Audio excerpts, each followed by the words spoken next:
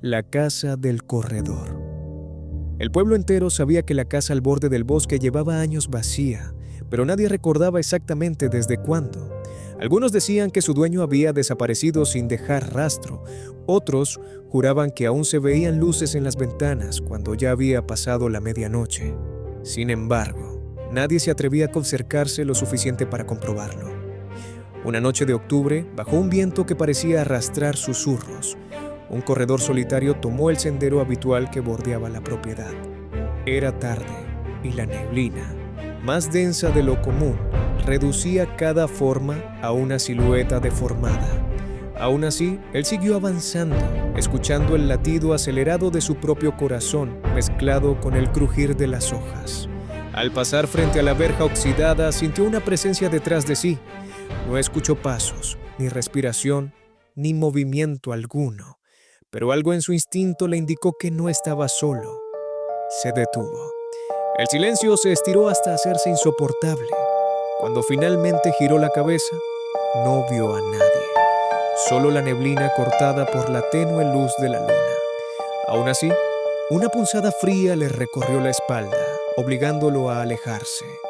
Sin darse cuenta, su trote se convirtió en una carrera desesperada, como si algo invisible intentara alcanzar su sombra. Esa noche no llegó a casa. A la mañana siguiente encontraron su reloj tirado en el camino, detenido a las 2:17 de la mañana. No había señales de lucha ni huellas distintas a las suyas. Era como si se hubiera esfumado sin dejar más rastro que una sombra abandonada en el barro húmedo. Con el paso de los días, el pueblo intentó explicarlo como un accidente, pero quienes vivían cerca de la casa del bosque aseguraban que desde entonces se escuchaban sonidos nuevos, un golpeteo suave, como de pasos que recorren pasillos vacíos, y un murmullo lejano que parecía llamarlos por su nombre. A veces, al caer la noche, alguien creía ver una figura cruzando la ventana del segundo piso. No tenía rostro, ni forma definida, pero se movía con una familiaridad inquietante, como si estuviera repitiendo la ruta de un corredor perdido que jamás logró escapar. Desde entonces, nadie pasa por ese camino cuando el reloj se acerca a las 2:17.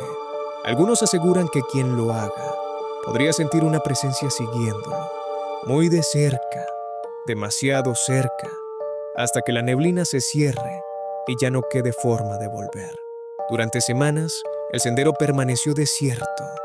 El reloj hallado en el barro se convirtió en un objeto maldito para muchos, un recordatorio silencioso de que el bosque no olvidaba. Pero el pueblo, con el paso del tiempo, comenzó a retomar su rutina, obligándose a creer que lo ocurrido no volvería a repetirse, hasta que apareció la libreta. La encontraron dos niños que jugaban cerca del límite del bosque, muy lejos de donde alguien se atrevería a acercarse de noche. Era una libreta pequeña, de tapas negras, empapada por la humedad. Al abrirla, solo encontraron una frase escrita una y otra vez, en distintas páginas, como si alguien hubiera tratado de grabarla a fuerza de insistencia. Decía que no corría solo. No había nombre, pero todos supieron inmediatamente a quién pertenecía. Los adultos intentaron ignorar el hallazgo, pero esa misma noche, la casa del bosque volvió a mostrar señales de actividad. No luces, como se había dicho en el pasado, sino algo peor. Una sombra que se movía detrás de los cristales rotos, como si alguien caminara de un lado a otro, esperando algo, o a alguien. Un grupo reducido decidió entrar al día siguiente, impulsado más por la inquietud que por la valentía. Empujaron la puerta con esfuerzo, ya que parecía trabada desde dentro. El interior estaba cubierto de polvo excepto por un detalle perturbador, un rastro fino, como una línea arrastrada por el suelo, que dibujaba un camino sinuoso entre las habitaciones, como si algo hubiera sido movido sin ser levantado. Ese rastro terminaba al pie de las escaleras que llevaban al segundo piso. Nadie quiso subir al principio, pero el silencio opresivo del lugar empujó a uno de ellos a dar el primer paso.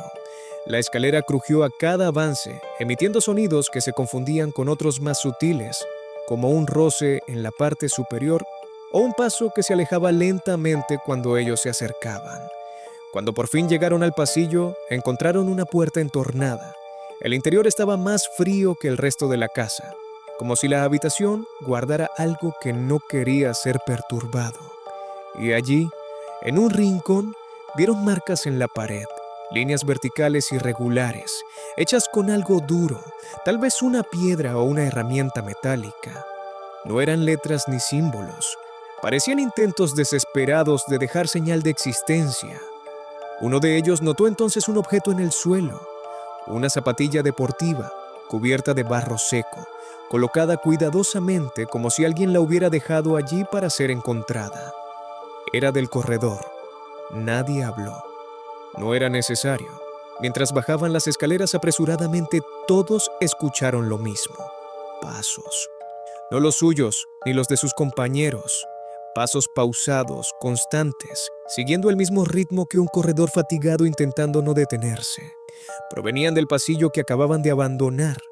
Al salir a la luz del día, juraron no volver. Pero aunque nadie se atrevió a decirlo en voz alta, todos sintieron que la casa no había mostrado aún todo lo que guardaba. Algo allí dentro parecía estar reconstruyendo un recorrido, como si un fragmento de la desaparición estuviera repitiéndose sin descanso, esperando completar un ciclo que aún no había terminado. Y desde esa noche, aquellos que viven cerca dicen escuchar el mismo patrón de pasos cuando el reloj marca las 2:17. No uno, sino dos. El hallazgo de la zapatilla y los pasos en el piso superior marcó un antes y un después en el pueblo. Aunque nadie lo admitía, algo había cambiado en la atmósfera alrededor de la casa. Ya no era solo un lugar evitado, ahora parecía observar. Las noches posteriores fueron inquietantes. Los vecinos cercanos reportaron un fenómeno nuevo, el sonido de un trote irregular recorriendo el sendero que bordeaba el bosque, siempre a la misma hora.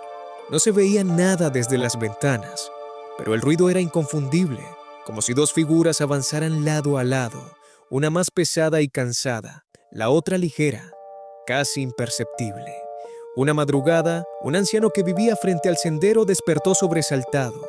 Había escuchado algo diferente, un golpe seco en su puerta. Cuando se asomó por la mirilla, no vio a nadie.